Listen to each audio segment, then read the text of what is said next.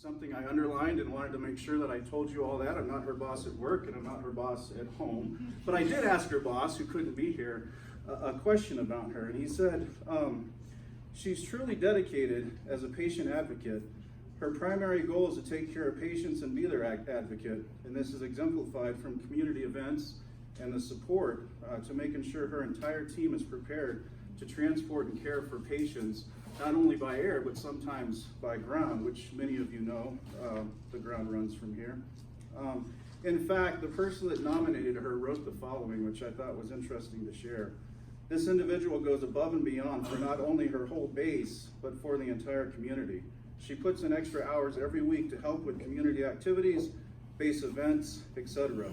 She is an exceptional leader and caring coworker. And she didn't know I was going to do this, so when I got home today, I pulled out some note cards and said that I had to write a bio for Brandon, but I wrote this. So, ladies and gentlemen, it's my privilege to introduce your flight nurse of the year for Graham and Greenlee County, my wife of almost 25 years, Trinity Bejarano.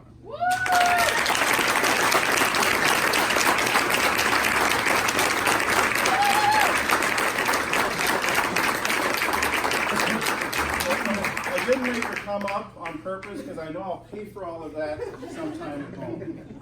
Congratulations.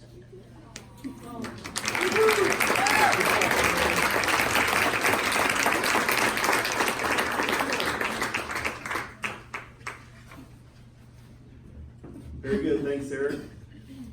Next award is Flight Medic of the Year, and to present that award, I'd like to invite up Lad. There he comes.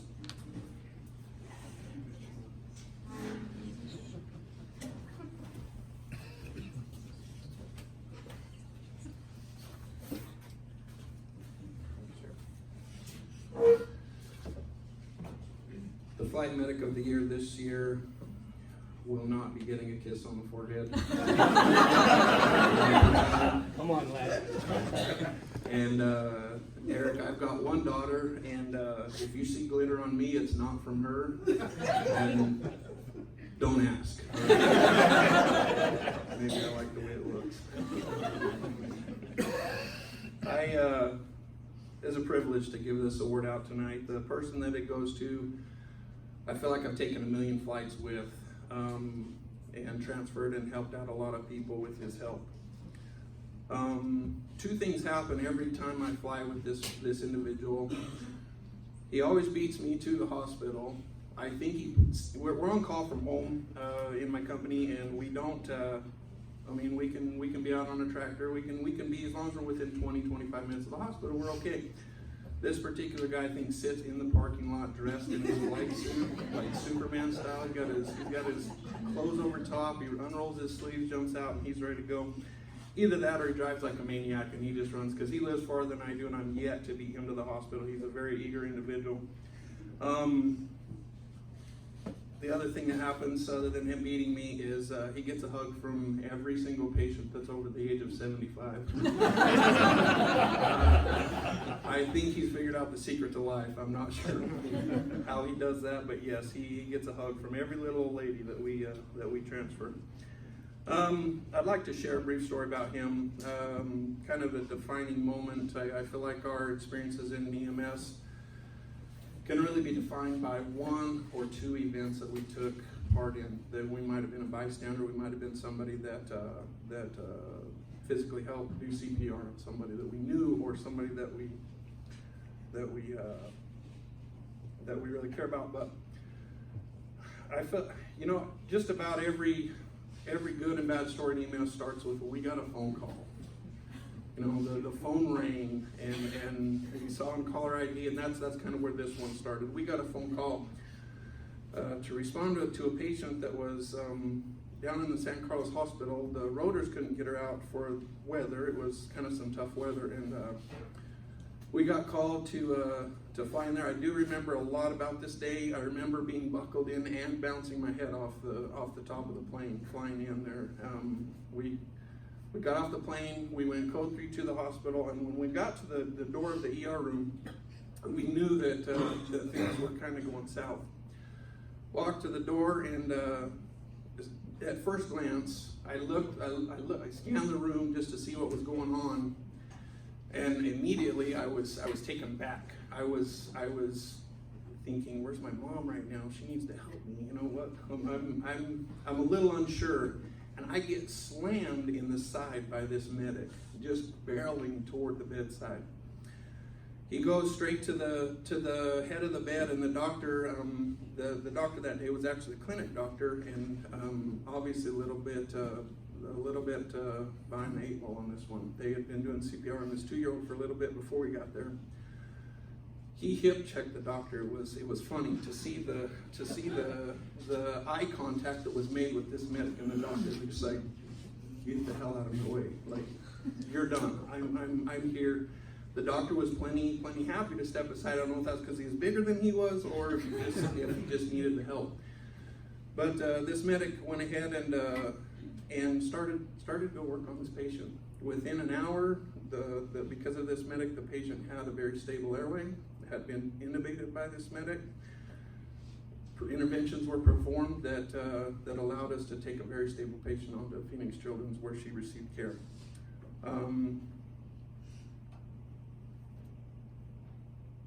I'm sure there's more people in this room that I'd had the same experience if I would have been flying with them. But Jed Claret, I really appreciate your help as an employee and a coworker. I really feel like I'm on Team Jed, and not Jed's on Team Lad. I feel like I'm on Team Jed, and I'm glad for you to get this award. Thank you.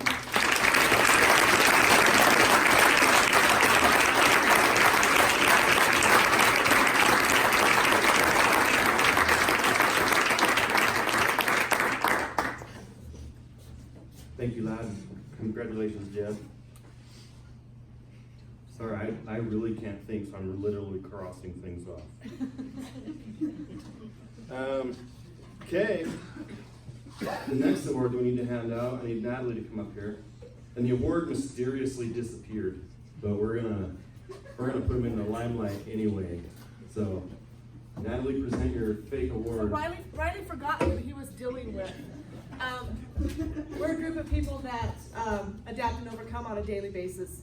So just because he conveniently forgot his award because he didn't want to receive it, we're going to go ahead and give him something anyway. I was kind of put on the spot tonight. Jackie was supposed to come and give this award to Riley, and she called me early this morning and said she was sick. So, and I forgot my phone down there. Riley has gone above and beyond in his position for AMR.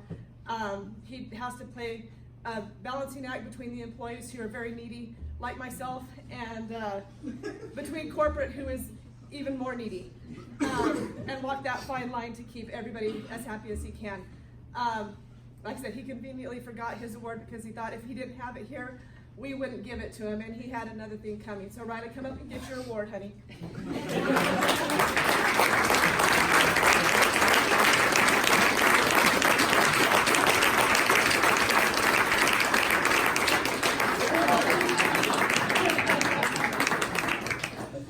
So some of you might be confused why he already had it. Well, he's the treasurer for the Seams Council. It was his job to go pick up the awards and pay for them. And he's like, what the? And he just left it at home. Not only is he going above and beyond in the office at work, he's constantly running calls by himself when the ambulances are busy. He's, like I said, he serves on the Seams Council. He was super into almost forcing CPR for bystanders on our community, and he's been instrumental there. Last year he put on there he goes. He set up a softball tournament last year to raise money for a family in our community that was suffering from cancer, and he's doing it again this year. So Riley does just go on and on and on, and so whether he thinks he deserves it or not, we're glad that we can give Riley this award. So thank you, Natalie, very much. The next award, ironically enough, will be presented by Riley. So Riley, can you do that? So this next award will be for the Paramedic of the Year.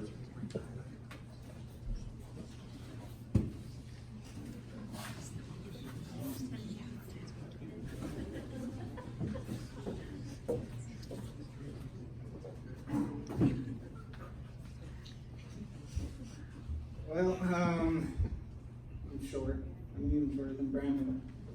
Tiptoes. Yeah. No, for this award, it goes to a very deserving person. This person came and from out of state and came and helped Lifeline out in a time of need. As many of you know, it's a struggle for us right now to get paramedics to work in this community. And we're always short-handed, and this individual came in and really stepped into some large shoes and filled up a lot of shifts for us, but it was what he did once he came here that really got him nominated for this. This individual has been in EMS since 1995 and has been a medic for 13 years. He commuted from Tucson down to Safford for many shifts for several months, and then fell in love with the community and decided to move down here. And so we're glad that he's down here with us now. One of the reasons he was nominated for this tonight was the fact that he's able to stay calm in all the calls he goes to. It could be a code, it could be a trauma, whatever it is, he's always calm and always giving the best patient care possible. Not only that, but a specific example is he did it in a facility. He took a lady home from the hospital that was going home on hospice, pretty much going home to die in the comfort of her own home. Well, in the back of that ambulance, there wasn't much medical need that was needed. But what this paramedic did instead is he sat next to this elderly lady and held her hand all the way home for the 20-minute drive. And that was very much appreciated by the family of that patient. And everything he does for us, we're very proud of him. And unfortunately, the flight people are trying to steal him from us. And so we're doing everything we can to hold on to him, and we'll hold on to him as long as we can. And this award goes to David Tanstoff.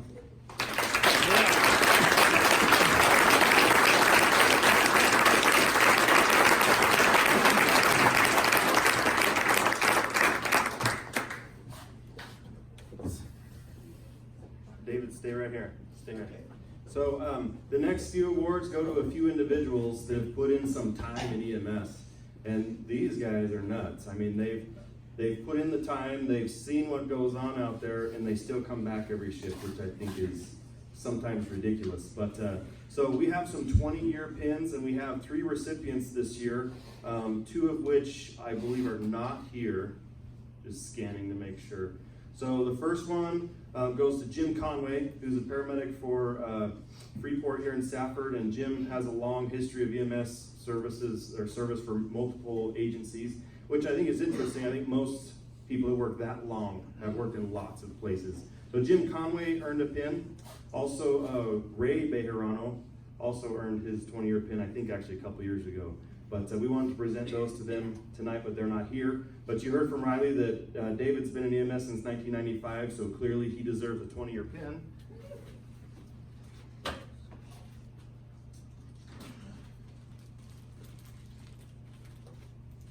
So we'll present him with this 20-year pin for all of his years of service. So thank you, David.